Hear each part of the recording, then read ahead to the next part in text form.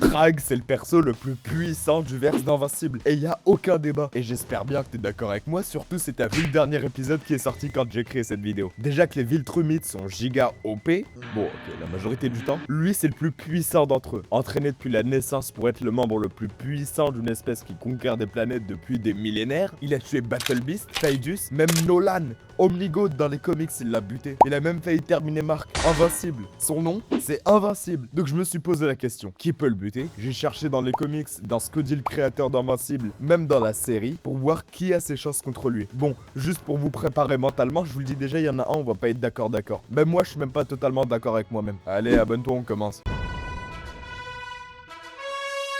On va commencer simple, parce que c'est le seul confirmé de tout le comics, la seule personne qui a réellement tué Trag. Avant de voir comment d'autres persos peuvent le faire, on doit voir comment Mark l'a fait, parce que la méthode est ultra importante pour comprendre ce que ça implique réellement. Ce qu'il faut comprendre, c'est que Mark ne l'a pas battu dans un combat loyal. Quand le combat s'est terminé, Trag avait cassé les deux bras de Mark et il avait brûlé à l'intérieur du corps d'un soleil. Il était méconnaissable. L'étoile était activement en train de le détruire plus rapidement que son métabolisme Viltrumite pouvait le régénérer. Et bon, le combat n'était pas joli parce que la façon dont Mark a pris le devant, c'est en lui mordant sa gorge. Bon, c'est pas la stratégie la plus Viltrumite qui soit. Et Trag n'a pas pu contrer. Là où ils étaient en train de combattre, c'était l'environnement le plus extrême du système solaire. Avec des bras détruits et son corps qui se détériore, Mark a dû trouver le seul angle possible et le prendre. Bon, un combat comme ça se décide pas sur qui est le plus fort, bien que les deux soient dans le top 5 des plus puissants du verse, mais par le fait d'avoir une stratégie et de prendre tous les angles possibles à son avantage. Un autre détail que beaucoup de gens oublient dans ce combat, c'est qu'à un moment, quand Trag s'est arrêté pour donner un discours, une armure de robot a trouvé Mark à temps et s'est mise sur lui, ce qui lui a donné quelques secondes de protection en plus, à la fois contre Trag et surtout contre le soleil qu'il brûlait. Et c'est surtout cette fenêtre qui a fait toute la différence. Sans ça, Mark meurt probablement aussi dans le soleil. Et puis là, Alan l'a sorti de là. Mark était complètement préparé à l'éventualité de mourir aux côtés de Trag. Il avait même pas vraiment de plan de sortie. Il savait pas que l'armure de robot l'aurait trouvé. Pour cette victoire, Mark avait besoin de l'armure de robot, le fait que son corps survive juste assez longtemps, l'arrivée de Alan à la fin. Donc ce qu'il faut retenir, c'est que même avec toute la puissance de Mark, une très grande partie de ce combat s'est jouée sur la chance. Vous dites peut-être, pourquoi tu parles mal du GOAT Mark comme ça? Mais il est invincible. Quand je parle de ce combat, je veux pas discréditer Mark. Je veux juste montrer tout ce qu'il faut pour faire des dégâts au Viltrumite le plus puissant qui n'ait jamais existé. Mark était le premier sur la liste parce que de 1, c'est le seul qui ait vraiment réussi à le vaincre dans les comics, mais aussi parce que c'est peut-être sa forme finale qui est le perso le plus puissant des comics. Empereur Mark. Et je vous laisse me dire ce que vous en pensez dans les commentaires. Tous les autres persos de cette liste ne sont que des suppositions, même si chacun d'entre eux a ses chances. Voilà un perso que beaucoup de gens ne prennent pas assez sérieusement, le nouveau leader de la coalition des planètes, Alan the Alien. Les pouvoirs des Unopan fonctionnent entièrement grâce à des mécanismes de mort imminente. En gros, à chaque fois qu'il meurt, ils reviennent plus forts. La guerre Viltrumite a failli le buter beaucoup de fois pendant le conflit. Il est revenu à chaque fois. Et à chaque fois, l'échelle de ce dont il était capable a augmenté. Mais l'événement qui a tout changé pour lui, c'est la bombe. Dans les comics, une bombe a fait exploser Alan et il était à 2 doigts de la mort. Et en gros, il restait plus que sa tête. Il est revenu énormément plus fort et c'est d'ailleurs son deuxième gros boost de puissance. C'est sûrement le plus gros de toute l'histoire. Après le deuxième boost, la description de ce que les pouvoirs d'Alan peuvent faire n'est plus vague. Les comics nous disent explicitement qu'il est au même niveau que les êtres les plus puissants de cet univers. Et là, c'est même pas des interprétations des fans. C'est le texte de l'histoire qui nous dit directement que le niveau de puissance d'Alan, après son deuxième boost, se situe au sommet ou presque de la chaîne alimentaire de l'univers. Voilà une comparaison que beaucoup de gens ont ratée. J'ai même vu personne en parler. Pendant le combat dans le soleil entre Mark et Trag, Alan a directement volé dans le cœur du soleil pour trouver Mark et l'extraire de là, sans subir aucun dommage physique. Pas de combinaison, pas d'armure, sans même aucune protection d'aucune sorte. Il est rentré dans une étoile pendant plusieurs minutes et il en est sorti sans aucun bobo. Trag a combattu dans cette étoile, certes pendant plus longtemps, mais lui brûlait pendant toute la bataille. Si Trag était resté dans cette étoile, même sans Mark, je suis pas sûr qu'il s'en sorte vivant. Alors que Alan, lui, n'a aucun problème avec ça. Ça nous donne un point de comparaison très direct entre les deux. C'est la preuve la plus tangible de toute la série qu'un personnage serait plus fort que Trag. Le seul hic, et pas des moindres, c'est le timing et la conclusion du combat. Si on compare Peak Trag à Alan post deuxième boost, avant l'exil, avant le combat final, et si on a ce Trag contre Alan, c'est un match complètement différent de celui qu'on pourrait avoir. Trag à son pic est très différent de celui d'à la fin de la série. Et franchement, même moi je sais pas. Mais ce que je sais, c'est que Alan serait sûrement le combat le plus tendu et compétitif de cette liste. Et il reste toujours aux côtés de Mark et Trag niveau puissance. L'autre point à noter, c'est que Alan est prêt à éradiquer les Viltrumites. Il allait presque déployer le Scourge Virus sur Terre. Il a sérieusement envisagé de tuer tous tout Viltrumite vivant, incluant Mark et Nolan, pour mettre fin définitivement à la menace Viltrumite. Et ça nous permet de savoir qu'il est très bon tactiquement, et sous la pression, ça nous montre que ce n'est pas le genre de personne à hésiter face à Thrag par sentimentalisme. BattleBeast a cherché toute sa vie un adversaire assez fort pour le tuer. Il est parti de sa planète précisément pour trouver quelqu'un à sa hauteur et pour qu'il ne tue pas toute son espèce. Et c'est ce qui l'a mené à travers l'univers d'un combat à l'autre. Et quand il a enfin trouvé quelqu'un qui puisse véritablement mettre à l'épreuve sa véritable nature, il a trouvé Thrag. Pour la première fois de sa vie, il ne connaissait pas l'issue du combat. Ça a duré 3 à 4 jours de combat continu sur la surface de l'entièreté d'une planète, pas quelques heures, mais plusieurs jours. Aucun des deux ne s'est arrêté. Aucun des deux ne s'est rendu. Les deux ont subi des dégâts qui auraient tué n'importe quel autre être vivant dans tout le cosmos. C'est déjà un combat plus compétitif et tendu que même n'importe qui sur cette liste. Mais bon,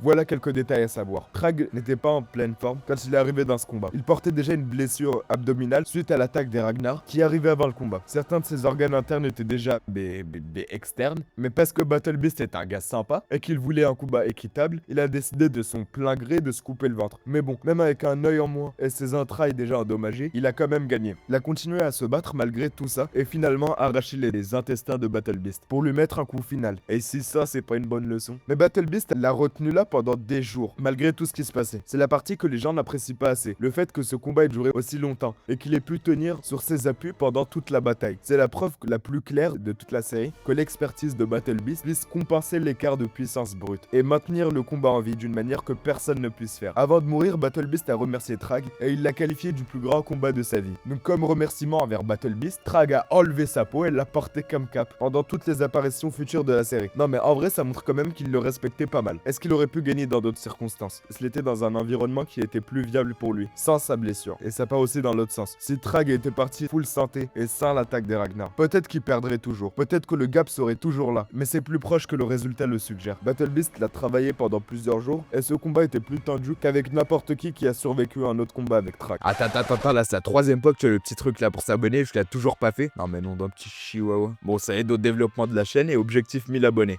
Donc allez, j'attends. Ok, c'est bon, je t'ai abonné. Reprenons.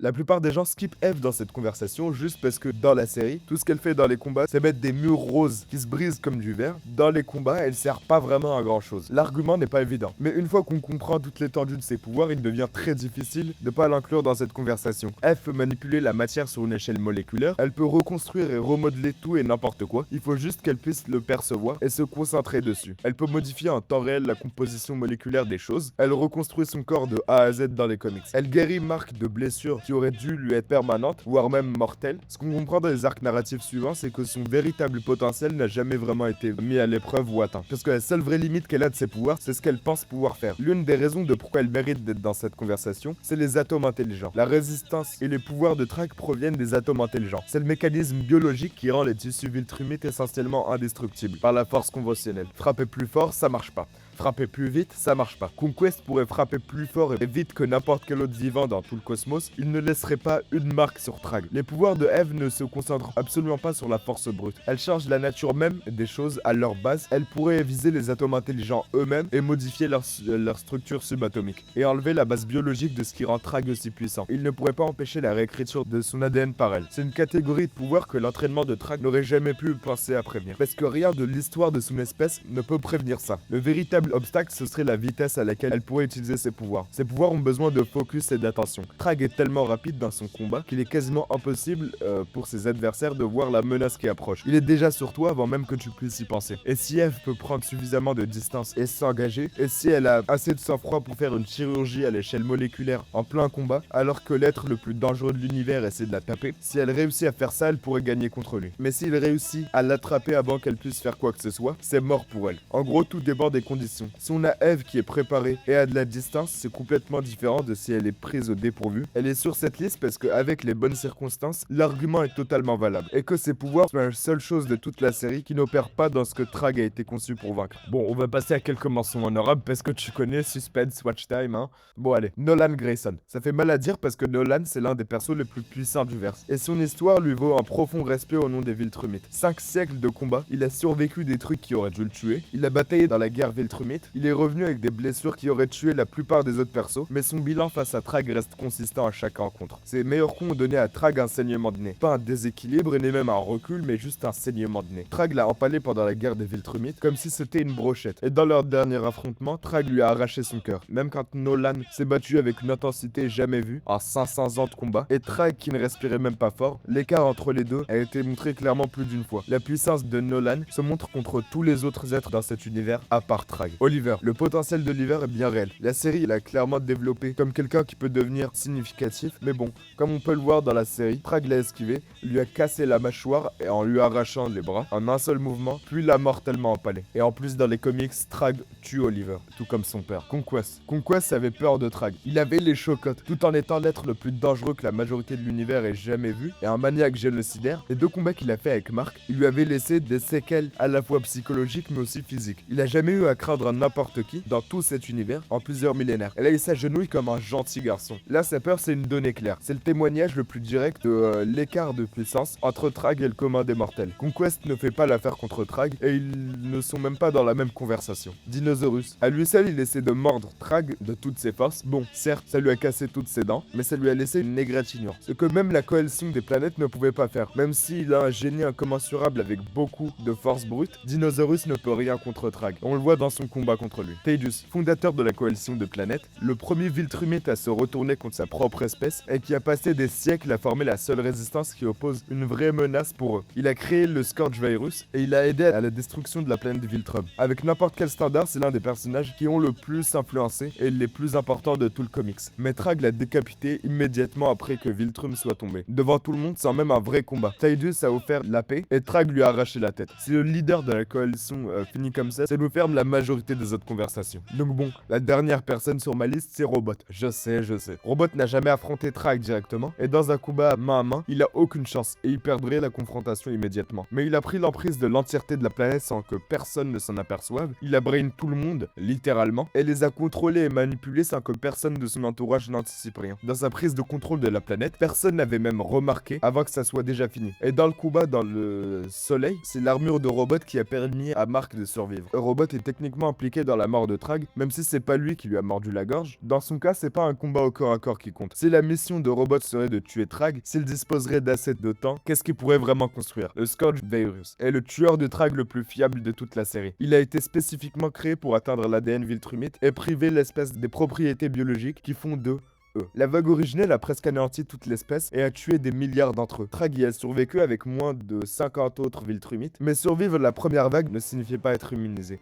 À une application suffisamment concentrée et correctement administrée, c'est le truc qui se rapproche le plus d'une méthode fiable pour en finir. Robot a accès aux technologies les plus sophistiquées, aux ressources les plus complètes de tout l'univers, et il a l'intelligence et la patience de créer quelque chose spécifiquement fait pour Trag. Il y a aussi un autre angle, c'est les ondes sonores. Le vol Viltrumite et leur équilibre sont beaucoup basés sur leur oreille interne, et les ondes sonores précises à haute fréquence perturbent suffisamment ce processus pour pouvoir tuer et neutraliser un Viltrumite. Le JDA a développer des armes soniques précisément dans ce but, un dispositif sonique ciblé conçu spécifiquement pour la biologie documentée de Trag. Si délivré à une distance suffisante pour survivre le processus, c'est une approche tout à fait viable. La vraie question c'est si Trag pourrait le voir venir. Il a dirigé les opérations de renseignement de l'Empire Viltrumite pendant des années, et il n'est pas facile à piéger. Mais les plans de Robot ont une qualité spécifique qui les rend difficiles à anticiper. Ils ne ressemblent pas à des plans jusqu'à ce qu'ils soient finis. La conquête du monde a fonctionné spécifiquement parce que personne ne pouvait voir l'architecture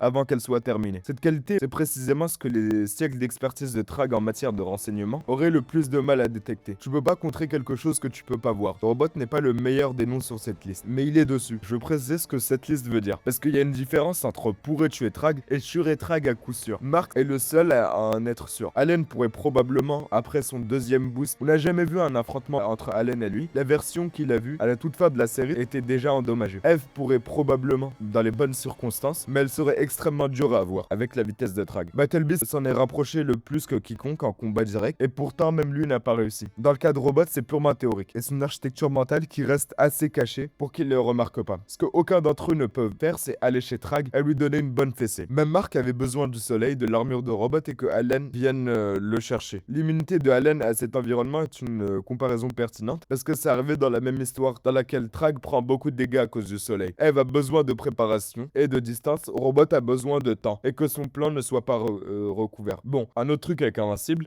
c'est que le power scaling est vraiment mauvais. Et que donc chacun de ses persos dans les bonnes circonstances, a ses chances. Bon, si t'es resté jusque-là, tu fais partie des 20% des gens qui restent jusqu'à la fin de mes vidéos. Donc like et abonne-toi à BG, et si tu l'as toujours pas fait. Et les dernières semaines étaient très importantes dans le milieu des super-héros, en partie à cause d'Invincible, mais aussi parce que Spider-Man. Si t'as aimé cette vidéo, celle-là peut t'intéresser. Allez, bye.